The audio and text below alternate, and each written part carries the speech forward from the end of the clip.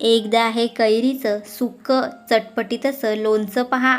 अगदी कमी तेलात बनून तयार होतं, पण 1-2 वर्षापर्यंत चांगलं टिकून राहतं. बुरशीसुद्धा लागत नाही. जर या पद्धतीने तुम्ही लोणचं बनवलं तर लोणचं 2 वर्षापर्यंत चांगलं टिकून राहील. आणि तेलाचा वापर अगदी कमी केलेला आहे तरी हे लोणचं चांगलं टिकून राहतं, बुरशी देखील लागत नाही आणि चवीलाही खूपच छान लागतं. तर चला वेळ न घालवता पटकन या रेसिपीला सुरुवात करूया. त्याआधी तुम्ही जर या चॅनलवरती पहिल्यांदाच आले असाल तर नक्की या चॅनलला सबस्क्राईब करा. तर इथे मी 4 किलो कैऱ्या घेतल्या आहेत. कैऱ्या एकदम ताज्या आणि हिरव्यागार आणि कडक आहेत. अशा दाबत असलेल्या कैऱ्या घ्यायच्या नाही. कडक असलेल्याच कैऱ्या लोणचा बनवण्यासाठी वापरायच्या, जेणेकरून लोणचं जास्ती काळ टिकून राहतं. मी या कैऱ्या स्वच्छ धुवून घेतल्या आणि पुसून देखील घेतल्या आहेत. आता या कैऱ्या कापून घेऊया.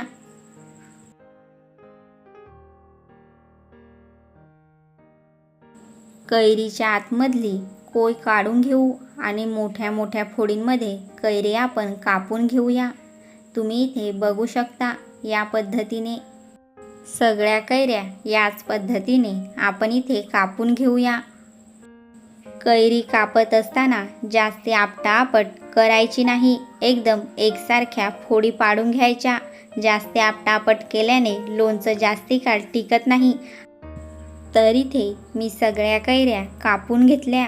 आता याच्यामध्ये 2 चमचे मीठ घालूया आणि 1 चमचा हळदी पावडर घालून घेऊ. सगळ्या फोडी या हळदी आणि मिठामध्ये चांगल्या अशा मिक्स करून घेऊ. सगळ्या फोडींना हळदी आणि मीठ चांगलं असं लावून घेऊया. तर पहा, मी सगळ्या फोडींना हळदी आणि मीठ इथे लावून घेतलं. आता 1 रात्र हे असं झाकून ठेवूया, जेणेकरून मिठामुळे कैरीच्या फोडींमधलं सगळं पाणी बाहेर निघेल. दुसऱ्या दिवशी सकाळी मी हे झाकण काढून घेतलं आणि तुम्ही इथे बघू शकता कैरीने किती पाणी सोडलेलं आहे.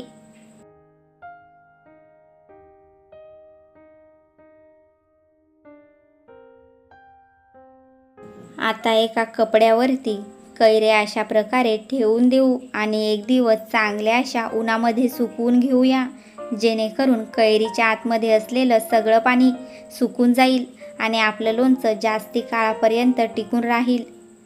तर पहा, 1 दिवस उन्हामध्ये या कैऱ्या मी चांगल्या अशा सुकवून घेतल्या. आता याचं लोणचं बनवूया. त्यासाठी काही मसाले घेऊया. तर इथे 1 वाटी मी मोहऱ्या घेतल्या, 2 चमचे जिरं, 4 चमचे धने घेतले आहेत आणि 1 चमचा मेथीदाणे घेतले. हे सगळे मसाले भाजून घेऊया. तव्यावर धने घातले. धने आता गरम होईपर्यंत भाजून घेऊया. जास्तीही धने भाजायचे नाही, फक्त गरम होईपर्यंतच भाजून घ्यायचे. धने आता काढून घेऊ आणि त्याच तव्यावरती जिरेसुद्धा भाजून घेऊया. जिरे देखील जास्ती भाजायचे नाही, फक्त गरम होईपर्यंतच भाजून घ्यायचे.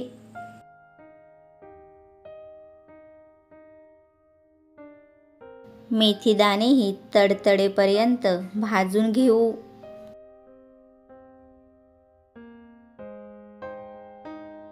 मोहऱ्याही तडतडेपर्यंत परतवून घेऊ. हे भाजलेले सगळे मसाले थंड करून मिक्सरला बारीक फिरवून घेऊ. मी इथे 200 ग्रॅम एवढं तेल घेतलं. तेल चांगलं कडकडीत असं गरम करून घेऊ. तर इथे सगळे मसाले मी मिक्सरला बारीक करून घेतले आहेत. मोहऱ्यांची जाडसर अशी पावडर बनवून घेतली. 1 चमचा हळद, 2 चमचे लाल तिखट, वाटलेले मेथीदाणे, 5 चमचे विकत्री लोणचा मसाला, धने आणि जिऱ्याची पावडर, चवीपुरतं मीठ. तेल आता थोडंसं थंड झालं आहे. आता तेलामध्ये अर्धा चमचा हिंग घालून घेऊ आणि सगळं तेलामध्ये एकत्र मिक्स करून घेऊया. आता या सुकलेल्या कैरीच्या फोडींमध्ये हे सगळे मसाले घालून घेऊ. या पद्धतीने जर तुम्ही कैरीचे लोणचे बनवले तर लोणचे अगदी 2 वर्षापर्यंत चांगले टिकून राहते, बुरशीसुद्धा लागत नाही. आता या फोडींमध्ये तेल घालून घेऊया. तेल पूर्णतः थंड करूनच या फोडींमध्ये घालायचं. आता सगळं एकत्र चांगलं मिक्स करून घेऊ. सगळ्या फोडींना मसाला चांगला असा लागला पाहिजे. अगदी कमी तेलात हे सुकं लोणचं बनून तयार होतं. तर लोणचं इथे सगळं मी एकत्र मिक्स करून घेतलं. आता बरणीमध्ये हे लोणचं भरून 3 ते 4 दिवस बरणी उन्हामध्ये ठेवायची. तर तुम्हाला माझी ही रेसिपी कशी वाटली मला नक्की कमेंट करून सांगा. तर पहा, 4 दिवस इथे मी हे लोणचं उन्हामध्ये ठेवलेलं आणि तुम्ही इथे बघू शकता 4 दिवसातच हे लोणचं खाण्यायोग्य झालं आहे. तर तुम्हीही यावर्षी नक्की या पद्धतीने कैरीचं सुकं लोणचं बनवून खाऊन बघा. नक्कीच तुम्हाला आवडेल. आणि जर तुम्हाला माझी ही रेसिपी आवडली असेल तर नक्की माझ्या चॅनलला सबस्क्राईब करा आणि बेल आयकन दाबायला विसरू नका, जेणेकरून अशाच माझ्या नवीन नवीन रेसिपींचे नोटिफिकेशन तुम्हाला मिळत राहतील.